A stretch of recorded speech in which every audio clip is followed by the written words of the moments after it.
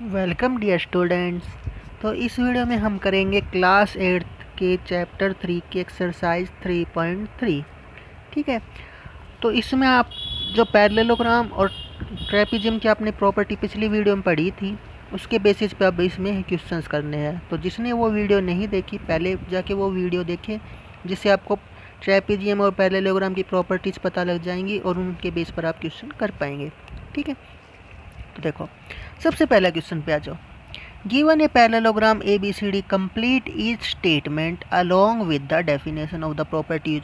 केवल प्रॉपर्टीज को यूज करते हुए इसका आंसर आ जाएगा। तो अगर आपने उन प्रॉपर्टीज को अच्छे से जाना है तो आप कर पाओगे। देखो हम एक 1 to 1 उनको रिमाइंड करते। देखो सबसे पहली प्रॉपर्टी थी साइड की कि opposite sides of a parallelogram are equal. तो देखो पहला है ए डी।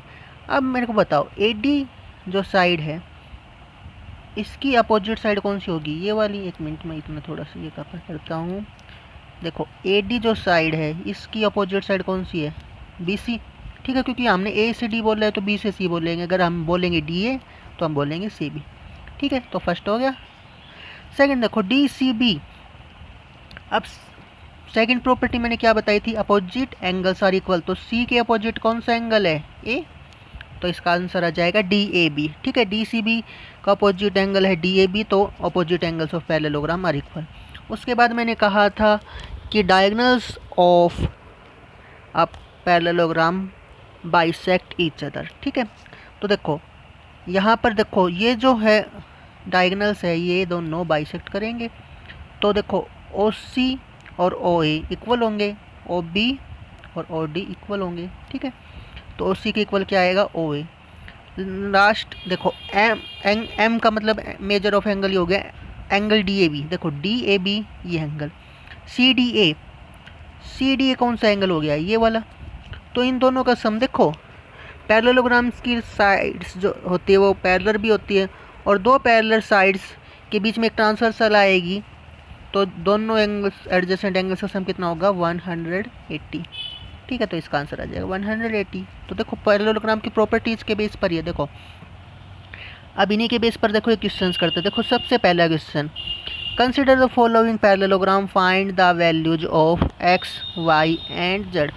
आपको एक्स वाई और जेड की वैल्यू निकालनी। देखो मैंने आपको बताया था, देखो बी एंगल पता है कि बी एंगल की वैल्यू 100 है, तो आपको बाकी सारे एंगल्स निकालने हैं। तो अगर आपको पैरेललोग्राम की प्रॉपर्टीज़ पता है तो ये क्वेश्चन बिल्कुल ईजी आपके लिए। देखो आपको ये पता है कि एंगल्स ऑफ ए पैरेललोग्राम जो है अपोजिट एंगल्स वो इक्वल होते हैं। तो अपोजिट देखो आपको कौन सा एंगल पता है? B angle. तो बी के अपोजिट कौन सा है? देखो बी के सामने कौन सा है?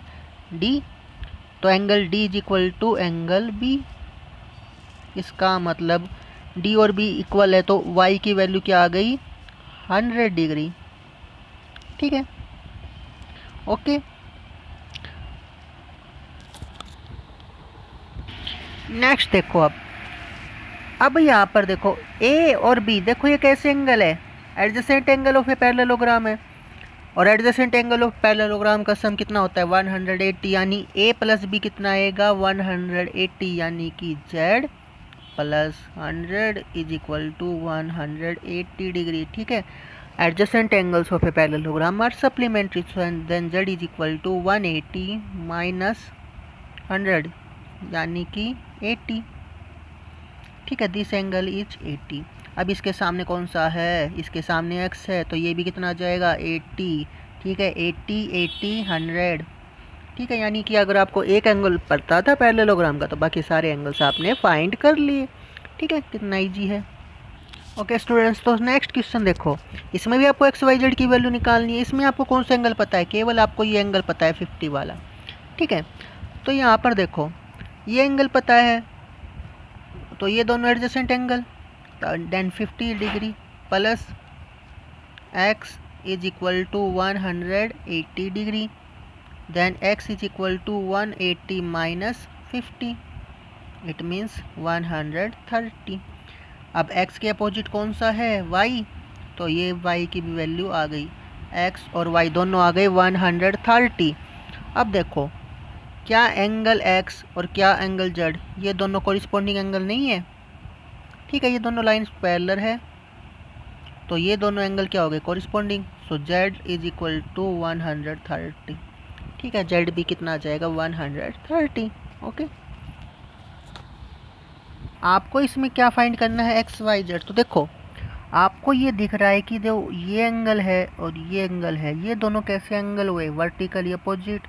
और देखो ये साइन जो है ये किसका है, ये 90 डिग्री का साइन है, ठीक है, राइट एंगल का। तो एक्स की वैल्यू क्या आ गई, 90 degree, reason vertically opposite angle. ठीक है, नेक्स्ट अब देखो आपके पास x 90 आ चुका है, ये एंगल आपका 30 है, तो ये तीसरा एंगल ट्रायंगल का कैसे निकाले, बाई एंगल सम प्रॉपर्टी। तो y plus 30 plus 90 is equal to 180, reason angle sum property. Then y की वैल्यू क्या आ जाएगी, देखो 90 प्लस 30 जोड़ेंगे तो 120, 120 इस तरफ आकर माइनस, दैट इज 60। ठीक है, सो y एंगल क्या आ गया आपके पास, 60, या 90 आ चुका है। तो z, और देखो z और y है जो, ये देखो ये दोनों पैरेलल लाइंस के लिए ट्रांसवर्सल लाइन है, तो z और y अल्टरनेट, तो z की वैल्यू भी क्या आ गई, 60 डिग्री। ठीक है, एक्स वाई जेड की वैल्यू निकालनी है। यहाँ पर देखो, यहाँ पर इस पैरेललोग्राम में अगर आप देखो तो जो ये y एंगल है ये और ये 112, ये दोनों एक दूसरे के लिए क्या है, अपोजिट एंगल है। तो opposite angle of parallelogram are equal, so y value is equal to 112। अब देखो x जो एंगल है वो z एंगल के अल्टरनेट एंगल है, ठीक है, x और z अल्टरनेट एंगल्स है। तो अगर आप x की वैल्यू निकाल पाते हो तो z की वैल्यू भी आ जाएगी। अब देखो कैसे करें, ये एक ट्राइंगल बन रही है, देखो डायगोनल को अगर आप देखें तो ये एक ट्राइंगल बन रही है, और ट्राइंगल के अगर आपको दो एंगल पता है तो तीसरे एंगल आप देखो कैसे, x plus 40 plus 112 is equal to 180। So x देखो इन दोनों को जोड़ो कितना हो गया, 152, 152 इस तरफ आकर माइनस का। ठीक है, अब z और x क्या है, अल्टरनेट, तो z is equal to x is equal to 28 degree. ठीक है, तीनों के रीजन मैंने आपको बता दी। देखो y इक्वल टू 112 आया, vertically opposite angle, sorry opposite angles हो पैरेललोग्राम आर इक्वल। x की वैल्यू हम निकाल पाए by angle sum property of triangle, और z और x इक्वल हुए अल्टरनेट एंगल्स। अब देखो थर्ड है, can a quadrilateral ABCD be a parallelogram. आपसे पूछे क्या एक क्वाड्रिलेटरल पैरेललोग्राम हो सकता है अगर ये कंडीशंस हो, देखो और बी एंगल का सम 180 डिग्री हो जाए, तो क्या जो क्वाड्रिलेटरल वो पैरेललोग्राम हो सकता है। मान लो हमने ये ले लिया ए बी सी डी, ठीक है, इन दोनों एंगल्स का सम 180 डिग्री है।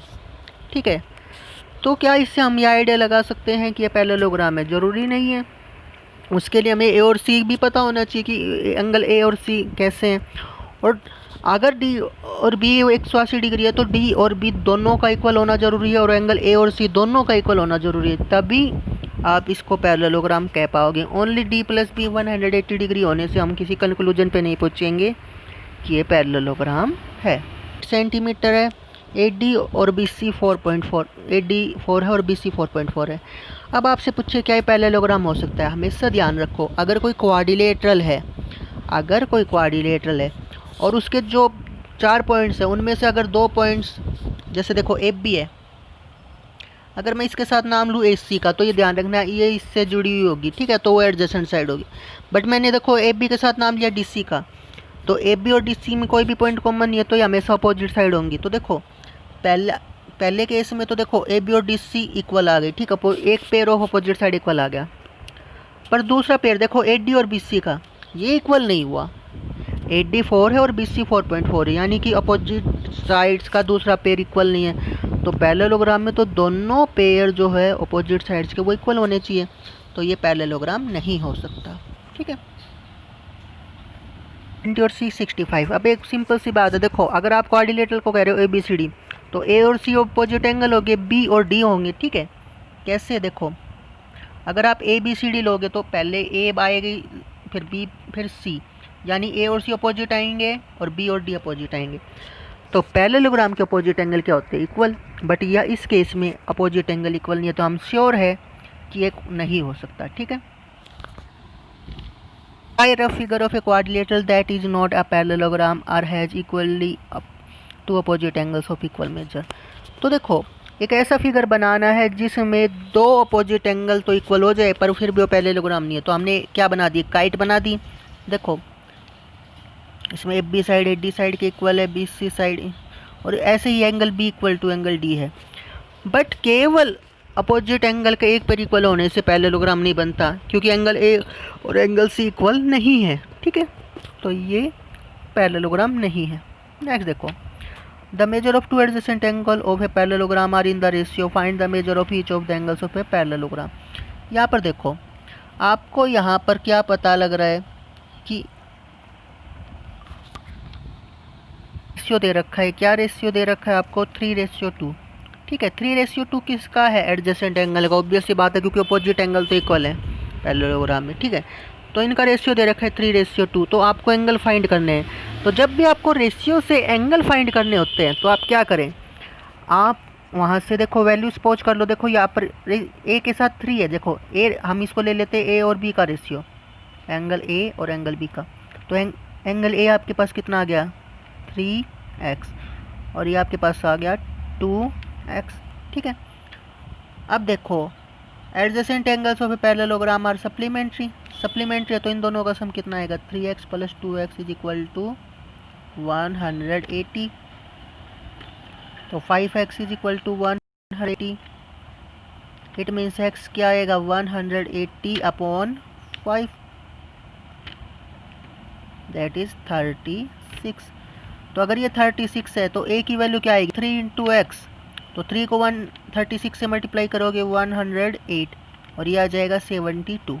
ठीक है, अब देखो अगर ये पैरेललोग्राम में ये एंगल 108 आ गया, ये 72 आ गया, तो इसके सामने कौन सा एंगल है? ये वाला, तो ये भी 72। इसके सामने ये वाला, ये 108। ठीक है, इस तरह आप चारों एंगल्स निकाल सकते हो। Angle of parallelogram are equal measure. Adjacent angles में ऐसे क्वेश्चंस आ सकते हैं, तो आपको हमेशा ध्यान रखना है, आपको उन्हीं एंगल्स को सपोज कर लेना है। जैसे देखो इसमें कह रखे कि इक्वल मेजर है, तो इसमें x और x ले लेंगे। ठीक है, ए भी x और बी भी x। जब a और b दोनों की वैल्यू x हो गई तो हमें ये पता है कि एडजेसेंट एंगल्स का सम क्या होता है? 180। तो a + b कितना आ जाएगा? 180, यानी x + x 180। 2x is equal to 180, x is equal to 180/2 यानी 90। तो यहाँ से क्या वैल्यूज आ गई? ए और बी की भी 90 आ गई, और ए और बी 90 है। देखो अगर ये 90 है तो इसके सामने कौन है? ये भी 90, ये भी 90, देन ये भी 90। ठीक है, नेक्स्ट देखो, the adjacent figure of is a parallelogram, find the angle measure x y z, state the property use. देखो प्रॉपर्टी का भी नाम लिखना है। देखो बिल्कुल ये जैसे सेकंड क्वेश्चन में था वैसे का वैसा ही है। देखो पर यहाँ पर देखो इसमें यहाँ पर एंगल दिया था, अब वो नहीं है। चलो देखते हैं इसको करके। देखो सबसे पहले आप किसकी वैल्यू फाइंड कर सकते हो? देखो आपको x की वैल्यू निकालने के लिए वैल्यू चाहिए, तो ये आप निकाल सकते हो लीनियर पेयर। ठीक है, ये 70 है, तो ये कितना आ जाएगा? 110। तो अब इसके सामने कौन है? x, तो ये भी 110।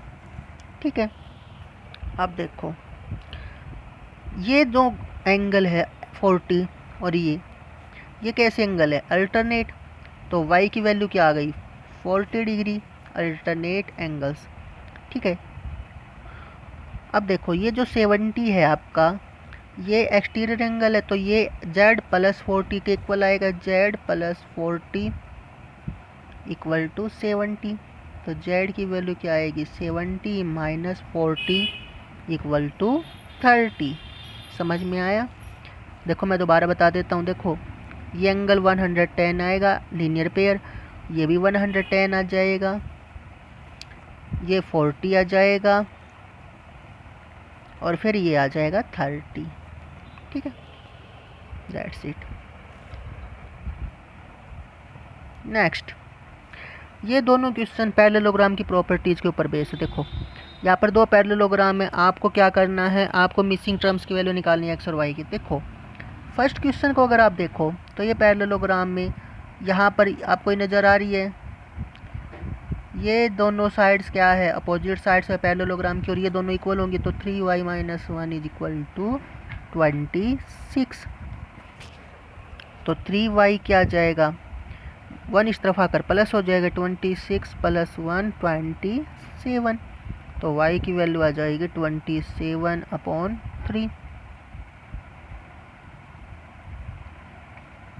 कैंसिल यानी 9, तो y की वैल्यू आ गई 9। ऐसे ही ये दोनों साइड्स देखो, ये दोनों साइड्स कैसी हैं, अल्टरनेट है, तो सॉरी ये दोनों साइड्स अपोजिट है, तो 3x is equal to 18। So x is equal to 18/3 that is 6। Okay, यहाँ पर देखो इस पैरेललोग्राम में ये दोनों डायगोनल्स के अंदर की वैल्यू दे रखी है, ठीक है। तो diagonals of a parallelogram bisect each other, ठीक है। तो देखो जितनी साइड OR होगी उतनी ही ये होगी, और जितनी ही साइड ये है उतनी ही साइड ये होगी, यानी y + 7 इक्वल टू 20। तो y की वैल्यू क्या आएगी, 20 - 7 यानी कि 13, ठीक है। y की वैल्यू क्या आ गई आपकी 13। ऐसे ही 16 is equal to x + y, और y की वैल्यू क्या है 13, तो x की वैल्यू आ जाएगी 16 - 13 यानी कि 3, ठीक है। नेक्स्ट देखो अगले वाले क्वेश्चन में क्या दे रखा है, देखो दो पैरेललोग्राम्स का कॉम्बिनेशन दे रखा है। तो यहाँ पर देखो सबसे पहले आप इस पैरेललोग्राम को ले लीजिए RIS की। इस पैरेललोग्राम में देखो ये एंगल और ये वाला एंगल, ये दोनों एडजेसेंट एंगल्स है, एडजेसेंट एंगल्स का सम 180 होता है। तो यहाँ से S की वैल्यू क्या आ गई 60, ठीक है। ऐसे ही जब आप इस पैरेललोग्राम को लेते हो तो इस एंगल और इस एंगल, ये दोनों एंगल कैसे हो, अपोजिट एंगल और opposite angle of parallelogram equal, तो ये 70 आ गया, ठीक है। अब देखो आपने ये आपकी वैल्यू किसकी निकालनी है, x की, आपको x की वैल्यू निकालनी है। ये दोनों एंगल आपके पास आ चुके हैं, this angle is 70, this angle is 60। तो बाई एंगल सम प्रॉपर्टी, तीनों एंगल्स का सम कितना होगा 180। तो यहाँ से आप निकाल लोगे, देखो 70 + 60 + x इज इक्वल टू 180। तो x की वैल्यू निकालने के लिए 130 को इस तरफ ले आएंगे, माइनस कर देंगे, सो x की वैल्यू आ गई 50। अब ये जो बाकी 3 क्वेश्चन है ये ट्रेपेजियम पर बेस है। तो देखो ट्रेपेजियम की तो हमें एक ही प्रॉपर्टी पता है कि इसका 1 pair of opposite side parallel होता है। तो देखो बिल्कुल सिंपल क्वेश्चन, देखो explain how this figure is a trapezium which of 2 sides is parallel, ठीक है। वैल्यू 80 पता है, m की वैल्यू 100 पता है। आपसे पूछा है क्या आप बता सकते हो कि ये फिगर ट्रेपेजियम क्यों है, सबसे पहली बात, और दूसरी बात इसमें कौन सी साइड पैरेलल है। तो देखो सबसे पहले हम देखते हैं कि ये ट्रेपेजियम क्यों है। देखो अगर मैं इस L एंगल और इस एंगल का सम करूं तो L + m कितना आएगा 800 + 80 यानी 180। जब दो एडजेसेंट एंगल्स का सम 180 डिग्री आए और उनको एक ट्रांसवर्सल लाइन कट करें तो क्या होगा कि वो दोनों लाइंस पैरेलल हो जाएंगी। यानी कि कौन कौन सी लाइन पैरेलल हो जाएंगी, KL लाइन और NM लाइन, ठीक है। KL लाइन और NM लाइन पैरेलल हो जाएगी। और जब किसी क्वाड्रिलेटरल में एक pair of opposite side parallel आ जाए तो वो क्या बन जाता है, ट्रेपेजियम, ठीक है।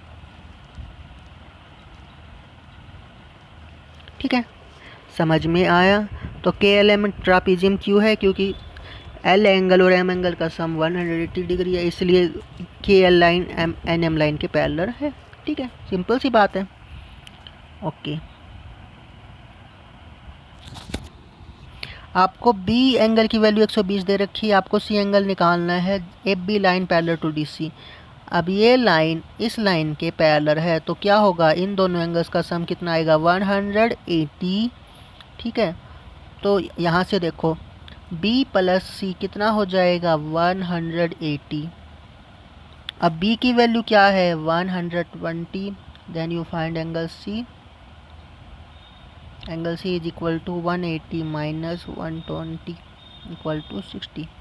ठीक है, तो इन दोनों का सम 180 क्यों हुआ, क्योंकि लाइंस पैरेलल थी। इन एंगल्स को हम क्या कहते हैं, बेसिकली कोइंटेरियर एंगल कह सकते हो, एडजेसेंट एंगल्स कह सकते हो। ठीक है, दो एंगल्स दे रखे हैं, ये दोनों एंगल्स निकालने हैं एस और पी। ठीक है, अब आपको गिवन क्या है, कौन सी लाइन पैरेलल है इसमें, एस पी जो लाइन है ये लाइन पैरेलल है आर क्यू के। ठीक है, तो ये ट्रेपेजियम में एक पेयर ऑफ लाइन पैरेलल है। तो देखो यहाँ पर देखो, अगर ये लाइंस पैरेलल है तो अगेन ये दोनों एंगल्स का सम कितना हो जाएगा 180। तो एस प्लस आर कितना हो गया 180। तो यहाँ से एस की वैल्यू क्या आएगी 180 माइनस 90।